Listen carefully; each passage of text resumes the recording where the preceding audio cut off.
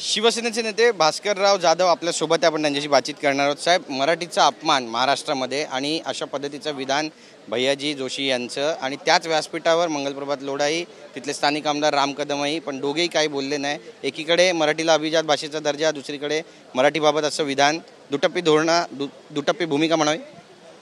दुटप्पी भूमिका म्हणण्यापेक्षा अशा प्रकारची विधानं भारतीय जनता पार्टी आणि त्यांच्या अंगीकृत संघटनांकडून जेव्हा केली जातात ती विचारपूर्वक केली जातात, ती ठरवून केली जातात आणि ती ठरवून करण्यापाठीमागे राजकीय स्वार्थ हा कायम दडलेला असतो।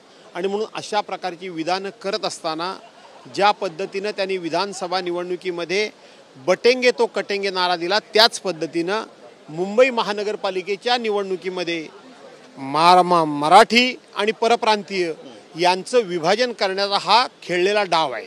नक्कीच, पण मंगलप्रभात लोढाही होते, राम कदमही होते, दोघांनी त्याबद्दल कुठलंही विधान केलं नाही। तुम्हाला मंगलप्रभात लोढांकडून अपेक्षा काय आहे? मंगलप्रभात लोढांकडून मराठी माणसाचा सन्मान राखणं ही अपेक्षा आहे। आणि राम कदम ज्या भाषेमध्ये बोलतात, ज्या पद्धतीनं बोलतात, हे राम कदम प्रत्यक्षपणे बोलायला बरंच आहे, परंतु शेवटी हे त्या सगळ्यांचे एक प्रकारचे म्हणजे अंकित आहेत सगळे, त्याच्याबद्दल भाष्य काय करण्यात अर्थ नाही। फडणवीस यांनी जी सभागृहामध्ये माहिती दिली ती पटलेली?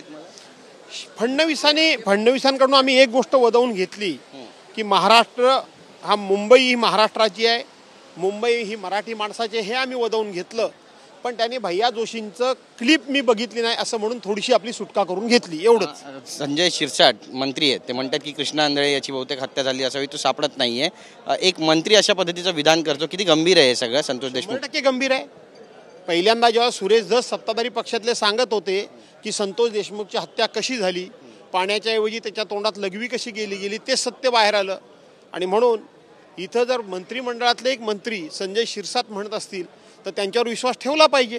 ते म्हणतात ते खरं म्हणतात, पण एक मंत्री असं बाहेर बोलतो त्याच्याऐवजी या मंत्र्यांनी अधिकृतपणे बोललं पाहिजे, पोलिसांना सांगितलं पाहिजे आणि लोकांसमोर माहिती दिली पाहिजे। मुंडेंना गृह खातं वाचवचं असं म्हणावं। धनंजय मुंडेंना वाचवण्याचा प्रयत्न दिवसापासूनच धनंजय मुंडेंना वाचवतोय, नवीन काय आहे? पण ते बैठक झाली असे कुठले पुरावे सापडले नाही असं स्वतः फडणवीस सांगतात। सुरेश धस त्यांच्याच पक्षातले नेते, ते म्हणतात की बैठक झाली, जर झाली नसेल तर मी राजीनामा देईन असं त्यांनी ठासून सांगितलं होतं। सुरेश धसनी दिलेला प्रत्येक केलेला आरोप, सांगितलेली माहिती ही 100% खरी आहे, त्यामुळं सुरेश धसांच्या वक्तव्यावर विश्वास ठेवावा लागेल। नक्कीच धन्यवाद आमच्याशी बातचीत केल्याबद्दल। तर आपण पाहतोय भास्कर जाधव यांनी मोठं स्टेटमेंट केलं आहे। सुरेश धस यांनी जे विधान केलं आहे ते अत्यंत महत्त्वाचं आहे, ते गांभीर्यानं घ्यावंच लागेल सरकारला। त्यामुळे आता धनंजय मुंडे यांची या सगळ्या प्रकरणाबद्दल पुढे जाऊन चौकशी होणार आहे का, हे सुद्धा पाहणं तितकंच महत्त्वाचं ठरेल। कॅमेरा पर्सन खंडूराजचं गिरीश गायकवाड, TV9 मराठी, मुंबई।